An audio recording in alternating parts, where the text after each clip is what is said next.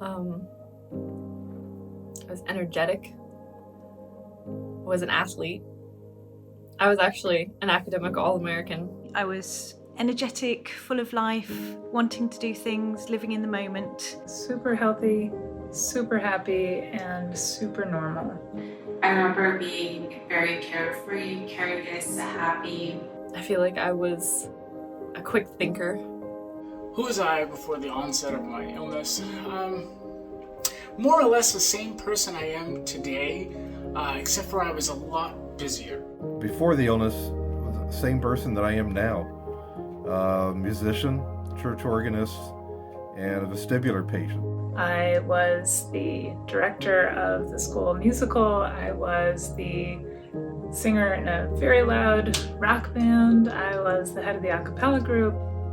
I did so much. I was like so involved as a parent too. I always wanted to make sure that learning was fun. So I did a lot of hands-on activities. I had 2 young children, so there were lots of family activities, children's birthday parties, lots to organise. I was working 4 days a week as an NHS doctor, juggling that with life, holidays, social life, just normal.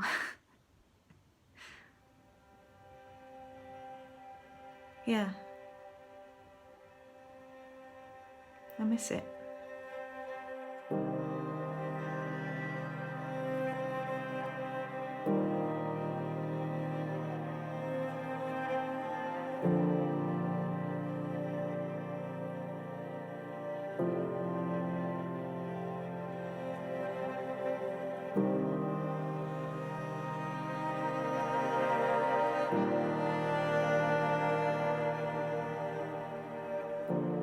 My senior year of college, I was diagnosed with pretty severe hypothyroidism. Then they gave me some thyroid medicine, and within 6 months, I was back to kicking.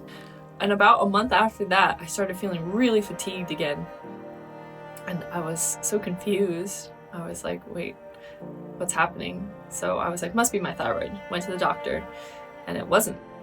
The COVID started about the first of the year, and I had an appointment with my primary physician. I believe it was in May or June of that year. And he said, well, it sounds like you've got long COVID. I didn't even realize I had COVID. All I know is I was just feeling sleepier and sleepier. And thank God my sister came in to check on me because my lips and fingernails were blue, and that's when she called 911. I started feeling lightheaded and dizzy, and my heart started racing, and I ended up having to go to the emergency room. That was so scary. That was so scary. Like, it was so hard to sleep. Like, I knew my oxygen was dropping in my sleep. I knew my heart rate was going up in the 120s in my sleep. And I didn't know what was called or how to fix it. I began experiencing the onset of this illness in my early teens. I recall frequently getting sick with fever around the time that I started developing extreme fatigue. I would be sitting at my desk, and I just felt like I could slip off the chair and collapse. And it was like an atom bomb went off in my life, and I was sleeping constantly, muscles aching. It just feels like your whole body is like made of rocks and it's heavy. It was terrifying. I'm used to being fatigued from my vestibular disorder, but this was something else. And then this malaise set in that just would not let up. I just didn't really feel like doing anything. It's not that I didn't want to do things. Everything just took so much effort to do. I did not see that coming. As a mom that watched my child go from fun times and a carefree life and walks to the park to I can't brush his hair or bathe him or get him dressed or even play with him, it was a huge adjustment for me. And there's so much mom guilt that I had because I couldn't do what I used to do. Just kind of a struggle to pretend to be fine. And it was the first time, somebody said to me, "You're fine. It's all in your head."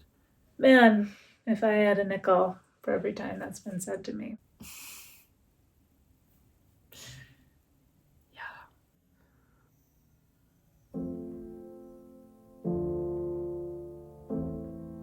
Day to day, it's kind of hard just not knowing. Not knowing when you wake up what you're going to feel like. Muscle pain, twitches, cramps. Tremendous surges of pain throughout my legs, my arm, my top of my head of all places. It doesn't even make sense. Intermittent paralysis. Chest pain, shortness of breath. Dysphagia. Night sweats. Severe MCAS. Fevers. You feel like you've got some version of the flu all the time. I would randomly just gasp for air. Difficulty breathing. Difficulty swallowing, difficulty speaking. Sensitivity to your environment. It's incredibly debilitating to try and focus. Every little thing, even closing the curtains, brushing my hair, brushing my teeth. Making food, huge deal. Doing laundry, enormous deal. Fatigue on a totally different level. Everything, all day long, was exhausting. If I save up all my energy for like a week, I might be able to go out to dinner with friends, but not for more than an hour and a half without risking being bedridden for a period after that. Sometimes it's hard to just exist. It hurts. No one could tell me why, and when you don't know why, you don't know if you don't have any roadmap to if you're going to be okay ever. And there's not really much you can do to affect it. Like, you can go to sleep early. There's no guarantee. You'll probably wake up and you'll feel terrible. It's really daunting to see yourself become less able to keep up with the regular demands of life. I can't really exercise anymore. And exercising and using my body was like probably my favorite thing to do. That's a part of this that probably I'll never get used to, and it's really hard. I mean, it was just everything was suddenly off the table. I basically didn't participate in my, final semester at college. I barely graduated. And it was heartbreaking. It was so sad for this to be this like fun final semester of college, and then for that to just suddenly be ripped away was really sad. I'm actually much more limited when it comes to cognitive exertion. With this level of limitation, I really can't promise myself anything in terms of any long-term goals or career development. I'm really just trying to get by day to day. The biggest frustration for most people, they have made choices and they're following a path and they get knocked off that path, and a lot of the initial struggle is trying to get back on their original path and having to accept you need to take a different path in life because of chronic illness is quite hard.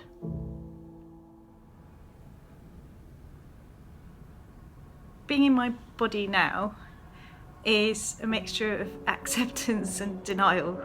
I still, in my head, think I can go and run if I wanted to.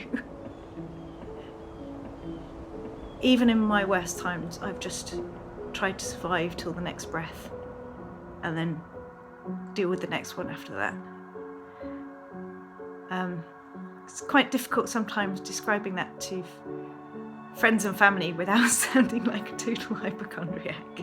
It was hard losing friends and even moving away from some of my family members because they didn't understand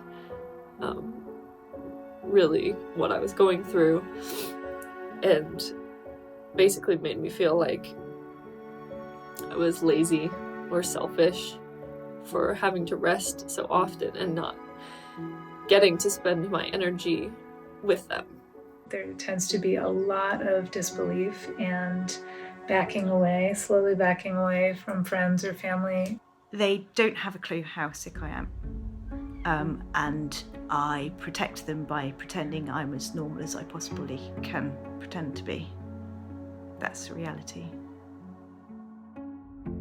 I think this is the first time that anyone has ever seen me in extreme pain on camera. Otherwise, I'm usually doing this hidden behind a turned off camera in Zoom meetings and such. So, yeah, this is different. All you want is to just get out of bed and live a normal life like everyone else gets to.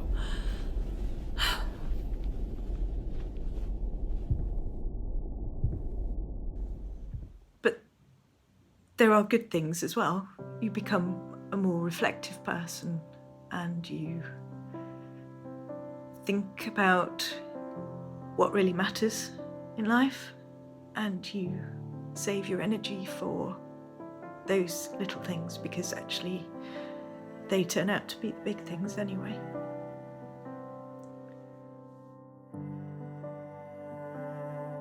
I feel like I'm a parent looking after a child, which is my body. I feel like my body is a separate entity and I'm a caregiver. It takes actually a lot of acceptance, patience, love and compassion to form that relationship and maintain that relationship. I simply exist. I exist each day. I take each day one moment at a time. I try to think in the aspect of what I can do and not what I can't do. That I'm able to live by myself, take care of myself, feed myself is an enormous triumph. You revel in the things that your body can do and the things that your mind can still do, and you live with those challenges, and you keep going. You just keep going. At some point I realized that I have to work within my parameters or I will be worse longer. And I started seeing me resting and pacing as like an investment into my future of being well and capable. One of my dear friends saw me struggling carrying some water, and she ran up and carried it for me. And she said, "Bro, you gotta let us help you out. There's a blessing in letting us help you." I thought I was a caring doctor before, but it turns out that I didn't really have a clue how it feels to be chronically ill and to be dependent on people. I'm so grateful for my mom. I definitely, without her support and her care and everything she's done for me, there's no way. I probably wouldn't still be here if it weren't for her. I think I'm gonna be okay. I really do. The one thing that everybody could do to understand people with ME is to know that they're often underestimating how ill they are to you, even to themselves. There's a lot of invisible things that people are going through that you're not necessarily aware of. Looking okay is not the same as feeling okay. It's not like, they feel perfectly fine one day and then they go back to being sick.